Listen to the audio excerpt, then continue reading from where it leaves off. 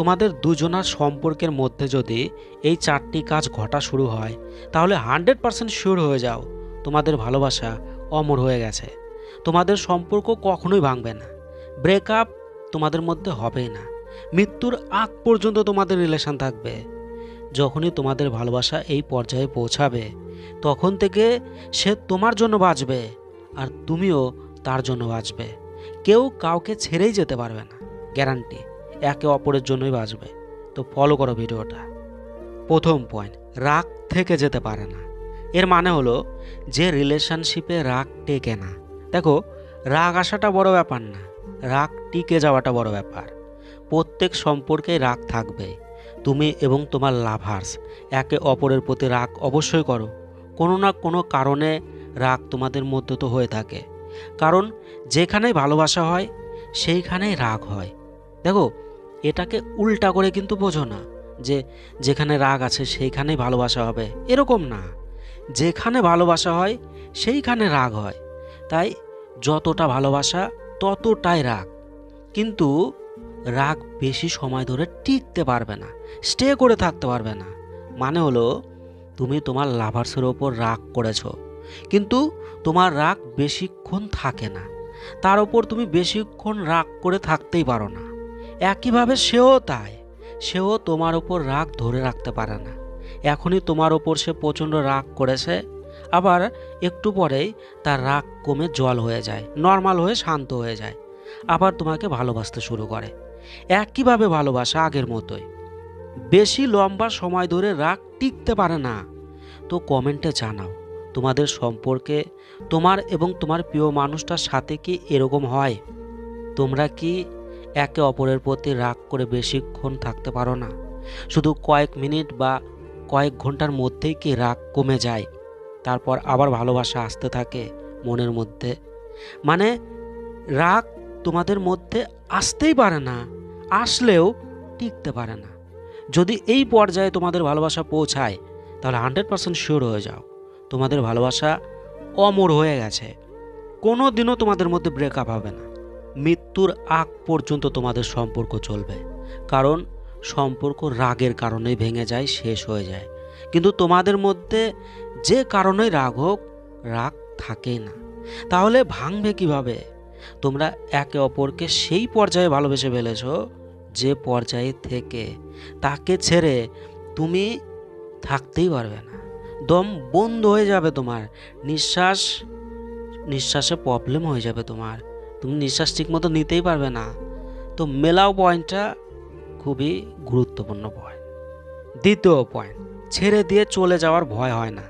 মানে যে রিলেশনশিপে ছেড়ে দিয়ে চলে যাওয়ার ভয় শেষ হয়ে যায়, সেই রিলেশনশিপ অমর হয়ে যায়। তোমার মধ্যে ভয় নেই, একটুকু ভয় নেই যে তোমার লাভার্স তোমাকে ছেড়ে যাবে, কোনো ভয় নেই এরকম। কারণ তুমি 100% শিওর হয়ে গেছো যেটাই হয়ে যাক, যেটাই হয়ে যাক, পৃথিবী উল্টে যাক, তবুও তোমার পার্টনার তোমাকে ছেড়ে যাবেই না। কারণ তার উপর তোমার বিশ্বাস হয়ে গেছে, সে শুধু তোমার, সে তোমাকে খুব ভালোবাসে। তোমাকে সে এতটাই ভালোবাসে যে সে তোমাকে ছেড়ে যেতেই পারবে না। তার ভালোবাসা দেখে তোমার বিশ্বাস হয়ে গেছে। আর দেখো, এই একই বিশ্বাসটাই তুমি তোমার লাভার্সকেও জাগিয়ে দিয়েছো। সেও জানে তুমি তাকে এমন ভালোবাসো যার ফলে তুমি তাকে ছেড়ে যেতেই পারবে না। তাই তোমাদের লাভ রিলেশন যদি এই পর্যায়ে পৌঁছায় তাহলে নিশ্চিন্ত হয়ে যাও তোমাদের ভালোবাসা অমর হয়ে গেছে। তোমাদের সম্পর্ক কখনোই ধ্বংস হবে না, লাইফ টাইম চলবে। তো মেলাও। তৃতীয় পয়েন্ট, কোনো দাবি থাকে না। সম্পর্কে যখন কোনো দাবি করা হয় না তখন সম্পর্ক অমর হয়ে যায়।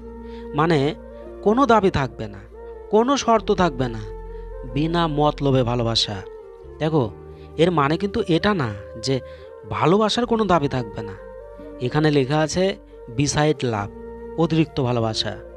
সব দাবি বাদ দিয়ে শুধুমাত্র অতিরিক্ত ভালোবাসার দাবি থাকবে, যে তুমি আমাকে কেন কম ভালোবাসছো, কেন বেশি ভালোবাসছো না, আমাকে প্রচুর ভালোবাসা দাও।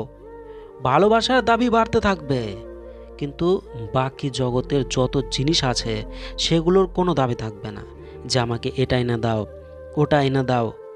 তোমাদের দুজনের মধ্যেই কোনো দাবি থাকবে না।